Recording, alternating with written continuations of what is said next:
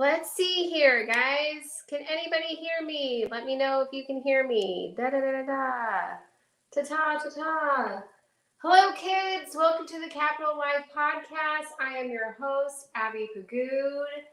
This is where we talk about the bad. We talk about the ugly. Can everybody hear me okay? Issues. We are kind of down for the count, which is, there we go. Let's see if that works. Okay.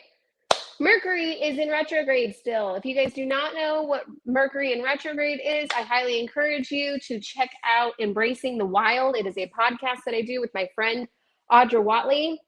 And on that podcast, we talk about more of the energetic things. And right now, Mercury is in retrograde. So therefore, electronics are a little bit haywire and not necessarily going according to plan. And so that's apparently what's going on. So I just logged on. I've tried to get my regular snazzy video feeds going. And for some reason, everything shut down on me. And even like my mic tapped out for a second. So my apologies. I hope you guys are able to kind of fast forward and hear the things that I'm trying to say, and we will get into it. So once again, hello kids. Welcome to the Kapitol Life podcast, where we talk about all the things, the good things, the bad things, and the healthy things. And today's subject is old and decrepit. And why are we talking about age? Because it was my birthday. So I figured what better way to celebrate me inching closer to my over the hill time than talking about aging like a boss. And so that is what we are going to discuss today. But before we get started, I want to make sure that all of you guys are aware that if you visit capitalhealth.com, you can get $15 off all focus programs if you use the code The Kapitol Life. And one of the programs that is really good on that website is senioritis. For all those seniors out there that really want to be able to keep active and keep those muscle toned and being able to develop your ability to stay in shape and not let age get the best of you, what better way than to do it than senioritis? And if you are looking for an even better program after you've gotten above that senioritis challenge, you can also find the program Stable This, which is super fun. But I do have to tell you guys, it is summer, and I don't know about you, but in Texas, it's already starting to hit 90, 95. It's been hot. And what better way to celebrate the summer than to go to the Kapitol Health shop and check out our awesome teas and tanks, because we have some really wicked, awesome, witty, and funny tanks that are just super fun and haven't been seen before. They've got a little Kapitol Health spin on them, and I think you guys would all like. Now, before we also get into it, we also have to give our shout out to our Kapitol Partner of the Month, which is Beezen Holistic Wellness Center. They are an amazing office filled of amazing women that just have all kinds of massive skills. We've got acupuncture, you've got energy healing, you've got supplementation, you've got all the things in this building, and they really help get you balanced and well regimented. So let's get into the subject today. So guys, it was my birthday this week. I have officially turned 38, and I highly encourage you guys to go to Kapitol Health and check out the website, because my blog for the subject is about aging like a boss. And it talks about how all of us have a tendency to gear ourselves up. I'm starting to understand how we set ourselves up for a midlife crisis. Now, I'm going to repeat that one more time for all of you to hear it. How we set ourselves up for a midlife crisis, okay? I'm not saying that you have to have one. I am saying that we set ourselves up because of the mindset to which we are. We're having the realization that we're not the youngest puppy in the room.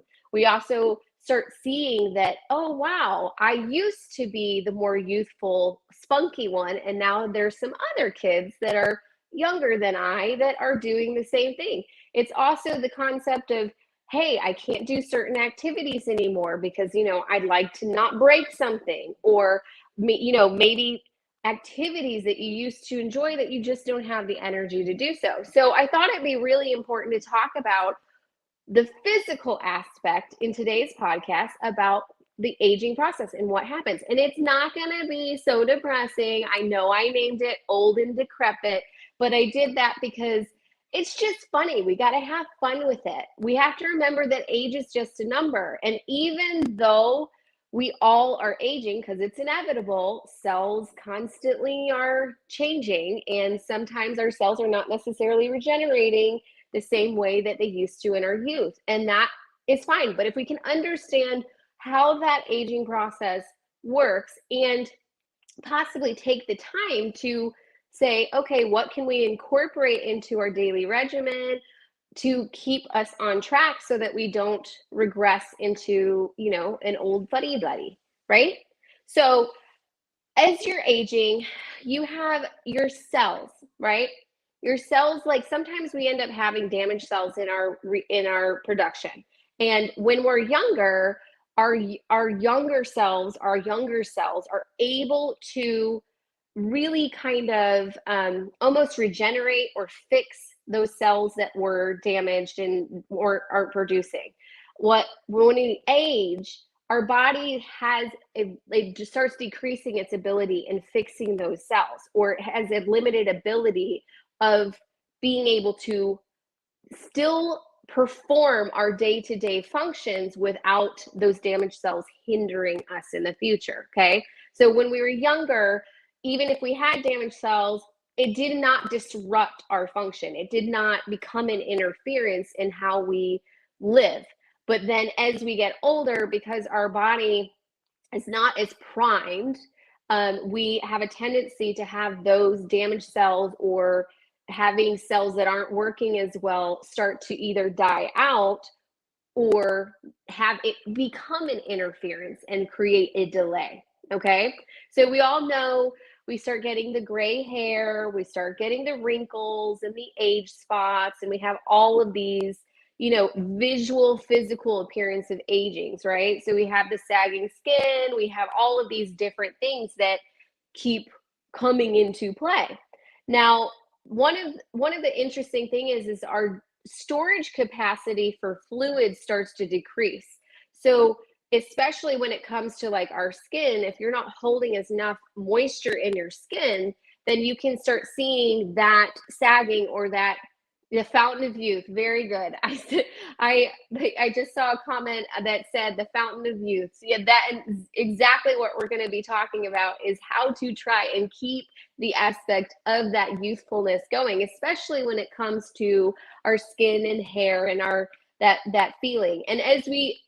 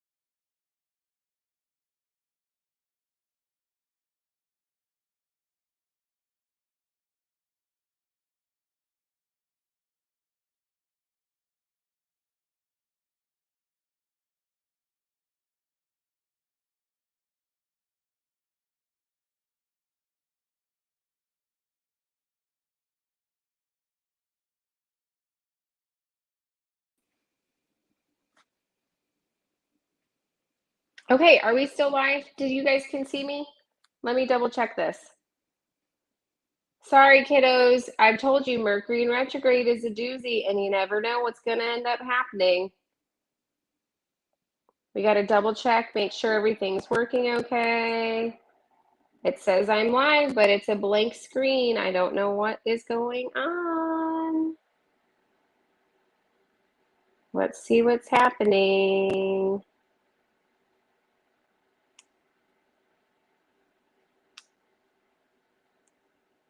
Well, let's see here. Oh yeah, this is not even working. Okay, guys. Well, at any rate, we're going to try and keep going with this and see if we can keep this going, and hopefully you guys hear it. And the only thing I have to tell you is that when things don't go according to plan, the only thing to remember is what needs to be heard does get heard, and what is not supposed to be heard does not get heard. So that is how we're going to treat that today. But anyway, so as I was discussing, and it comes to delayed reactions end up having, obviously it's like you have a short circuit, right? You have a kink in your line to which you cannot get that connectivity, and so there's like a delayed response, or even just coming out in just random pulses of a reaction. So we have, not only do we have the hair loss, we have the hair graying, we have the wrinkles, we have the age spots, we have fluid, like lack of fluid storage, not just in our cells, but also our skin. We have that delayed reaction. So we have like signals that are either dying out. So basically like your nerves, there are nerves that are basically either dying out, or they're decreasing their usability because they're not being used or influenced as much. So therefore we have that kind of interaction going on. Another thing is our sensory organs start depleting in their ability as well. So that's like your taste, your smell, your hearing. So, and I'm sure some of you are very well aware of how much hearing makes a very profound influence on the quality of life. I know my husband has had to get hearing aids because in time his hearing has decreased. A lot of it was from the military, and not, when you're in service and you guys are kind of like shooting at people, you can't say, time out, put in my hearing aids, because that's not going to be how it goes.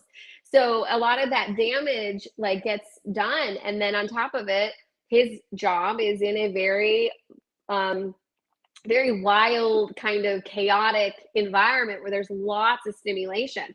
So as that time goes on, that overuse of his hearing has just declined over the years. So he's had to get hearing aids to be able to help him hear, which as soon as he started to get them, it was kind of interesting to watch him, because in a very entertaining, humorous kind of manner, because I did not realize that he did not know what the sounds of the house make.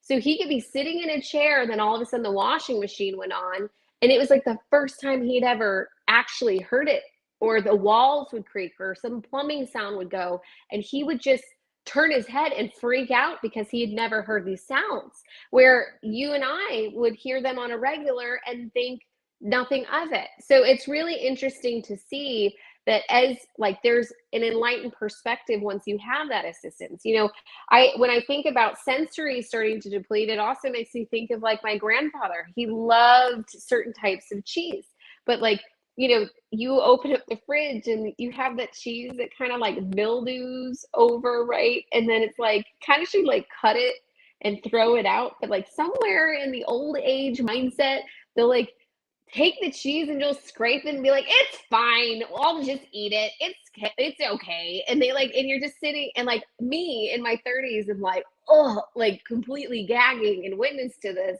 But then it's like their taste buds have changed. So like, they have certain preferences, or like they have different things that they actually will consume more, and then that will actually like kind of change some of the outtake of what they consume. But in reference to that, I think it's really important because it's about the body not utilizing necessarily all that it is. We get into regimented behaviors on a regular, right? And it's kind of like when we get overworked muscles because we're using the same muscles over and over again, but what's happening to the ones that we're not using?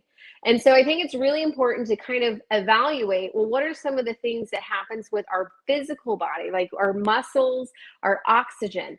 And your heart is a muscle, okay? When it beats, it actually pushes out, it brings in the oxygen that has been taken in from our lung capacity. It brings it in with every pulse. It distributes a certain amount of blood volume throughout your entire body. So all of us have witnessed those that we've loved that are aging and that are, they're struggling to catch their breath as they are trying to do a certain activity. So they walk up the stairs and they have to stop every couple steps to catch their breath. So it's that volume of oxygen starts to deplete as we age. In addition to, when it comes to our muscle mass also depletes with it. Okay, so we lose somewhere between 1 and 2% every couple of years as we're getting older. Now, ways to prevent that is to make sure that we're having a good cardiovascular routine where our body is actually trying to utilize our lungs to bring in as much oxygen as possible, in addition to working out the muscle of the heart, because the heart is a muscle. So if you work it out, you keep it in its rhythm. It becomes in tuned, and it's able to make sure that those VO2 levels don't drop, so that you're not getting so huffy puppy as you're walking up and down the stairs. Okay. And in addition to that, it's like if your muscle mass is depleting over time, the way to combat that is to stay active, to stay regimented. And it doesn't take a lot. A lot of times people are thinking, oh my gosh, this takes too much work. It's not. You can break up your workouts into small doses over time. And once your body gets accustomed to those 15-minute increments throughout the day, then then you can extend the time period and set that time period a little bit longer. But it's also making sure that you're doing exercises that are good for your body. I have had plenty of clients, I've had plenty of people that really, they hit their 40s. They start having that concept of the midlife crisis starts setting in. And so they decide to jump into this insane asylum boot camp because it makes them feel alive again. It makes them feel youthful. Well, that's fantastic. But is their body prepared to handle that kind of workload? Our joints are in a completely different shape than they were when we were younger. So as we need to consider, we need to think about that connective tissue. We need to think about what's going on with our ligaments and our tendons. We need to think about how is it going to affect us down the long run, okay? And I think that's really important for us to evaluate is what activities are we doing that are definitely promotional and well-being for us, and then which ones are not. Because if we don't start making those smart decisions, we can really end up hurting ourselves, and it can be hindering movement and activity for us in the future. And when we want to project out into the future to envision what it is, it's about being active with your family, not just being able to still do activities with your children, but also your grandchildren. And I like to think of it as you never know what life is going to throw at you. So you don't know if you're going to have to jump in and help be a primary caregiver to your grandkids. You don't know where that is going. And it shouldn't be something that frightens you or scares you. It's just about preparation. What kind of life do you want to have when you retire? What kind of activities would you like to still be doing? Would you like to be traveling and seeing the world and being able to enjoy the time that you finally have off because you worked your ass to the bone for so many years to get there, so you might as well start enjoying it, right? So those are the kind of things that I think about when it's about aging like a boss. Take ownership of it. And to be really honest, I mean, I don't think, even though when you look back into your youth and you start thinking about the kind of activities you did or how fit you were, well, that's great. But at the same time, my brain is so much more wildly intelligent. I have a lot more wisdom, a lot more forethought, a lot more methodical methods to the way I approach things that I did not have in my youth. And I think there's something that's really amazingly important and valued in the aging process, because there's so much, even though we don't feel like this aging old person on the outside, and you look in the mirror and sometimes you don't recognize yourself. You're like, oh, that's new. Like, I didn't know where that was going. We still need to acknowledge the fact that there's still an amazingly beautiful thing about aging that is so valued and so great, because you have gotten to a place in your mature years. You get to choose more freely on what you would and would not do, but preservation is key. So a couple of things that we can do to kind of help with the aging is, like collagen, right? So collagen is something that's been widely used. It's an amino acid, right? So it's a protein that actually helps with skin and joint and hair, especially like when it comes to tissue repair.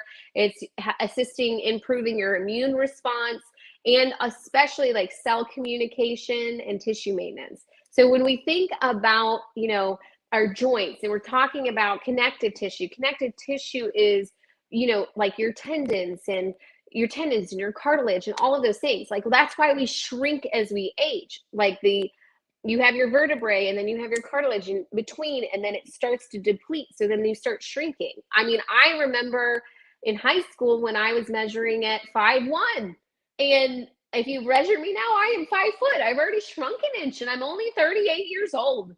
So, I mean, things are looking up. I mean, as soon as I hit, like, all I have to do is shrink another inch, I think I qualify for a handicap sticker, because I'm going to be into that height complexity. So things are looking up for me, at least in that regard. But I probably will never ever use it or even apply for one, because I want to stay active. I want to do that extra distance to make sure that I keep my body active. Another thing to help the joints is like glucosamine chondroitin, right? A lot of foods, especially for animals, have started infusing their dog foods with glucosamine chondroitin, and that actually can be very helpful for the joints. I kind of think of it as like like the Tin Man from Wizard of Oz, right? Where he's always kind of taking up his tin and he's holding it to his joints, so he's not like he's decreasing that grindage. So one of the things that's really important is glucosamine chondroitin can kind of help lubricate those joints, especially omega-3s. Omega-3s are huge when it comes to inflammation and really making sure the body is prepared. Another thing that we can always do is nutrition, right? Everybody always says is that what you consume on the inside reflects on how it is on the outside. So really, it's important to making sure that we're eating a well-balanced diet. And the nice thing is that if you're eating better, no matter what age you are influencing those around you to also eat healthy. So if you do have children that are witnessing you, if you do have grandchildren that are witnessing you, introducing them to some of those healthy foods make it a little bit easier for them, because it becomes ingrained into their habits. It becomes part of their normal consumption and understanding, so that then when they're older, it's not becoming this huge obstacle of something they have to learn how to do. Most people that struggle with that balance is because they never really had created that healthy lifestyle to begin with, and that can be really hard, especially when you've gone years upon years without having to focus on it, and then you are forced to make these healthy eating habit changes because you have been avoiding it all these years, and now all of a sudden you might have high cholesterol, or you might be a high candidate for having a heart attack, or you're having diabetes, and you are forced to make those changes. Why not start implementing some of those changes in early, have control over it, so then you're not forced to have to cut a lot of things out of your diet and still be able to enjoy it still out of your retirement with some of the things that you would, choosing your indulgences when you want to. So, and even better is when it comes to your exercise, right? Your exercise regimen. You do not have to kill yourself to get the results, especially as we age. Our body responds differently, okay? Sometimes cardiovascular can create an inflammatory response. So there are plenty of muscle-inducing exercises that you can perform that can still raise the heart rate, and create that cardiovascular effect and keep that muscle tone going, because as we age, the muscle tone starts to deplete. And when that muscle starts to deplete, that's when we start getting a little bit rickety.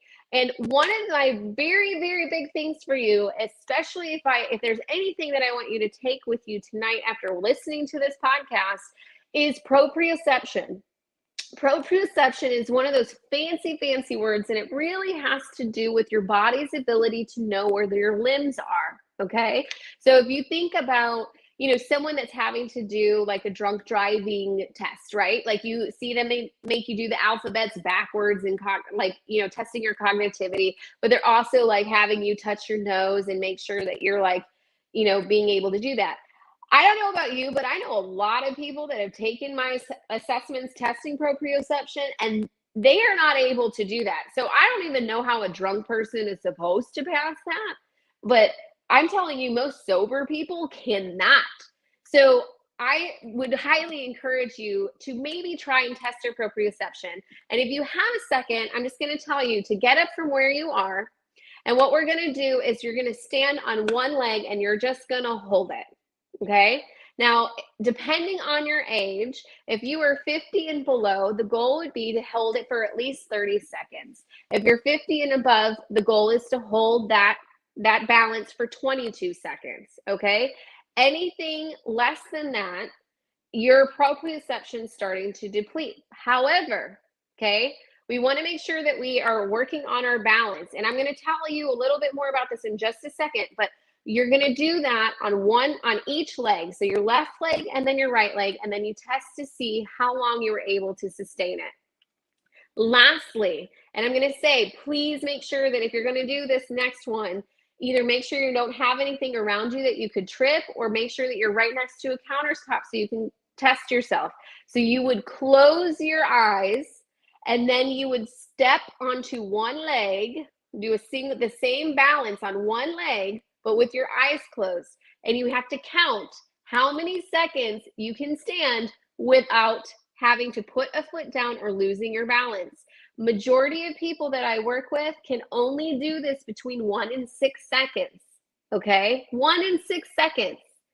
The reason why this test is very, very important, or proprioception is very important. If proprioception is our body's ability to tell where all of our limbs are, right? If you are aging and you trip on a curb, what is the percentage that you would be able to catch yourself and prevent yourself from injury? Okay. So if we've already talked about our depletion of like having a delay in our mechanics, or a delay in our cells, and our cells trying to regenerate, but they're having a hard time because as we're aging, our body's not as efficient in regenerating those cells. We really need to pay attention to our proprioception, because the last thing we need is to trip on a curb, not know where something is. We reach back behind us, we hurt our shoulder, we break a hip, we do something, okay? Because recovering for that is definitely going to be a challenge. It may be hard for some, but for those that are staying more active and staying well regimented in their practice, their healthy practices, are going to recover a lot much more quickly if they need to. If their proprioception is very impeccable, they may not have to even worry about it. They may have saved themselves from the trip. They may not have a fall that they have to worry about. So I highly encourage you guys to make sure you do that test at home. It's kind of a fun game. You can do it at dinner. You can like kind of make fun of each other to see who can balance the longest and just have fun with it. And then what it tells you is, what do you do for your exercise training? Maybe you should start doing some exercises with your eyes closed. Maybe you should actually be incorporating more of a stability related exercise so that you can work on your balance and enhance that ability. So those are some of the things that we can do right now to help make sure that we're doing the self-care that's necessary for aging, because we all want to age like a boss. I'm just saying. So that's it for today, guys. I hope you enjoyed this episode of the Kapitol Life. where we talk about all the things, the good, the bad, and the healthy. I want to make sure and remind you guys that if you are not following us, you need to, because we're awesome. And you can follow us at the Capitol Health. If you can follow us on Capitol Health on Facebook and YouTube.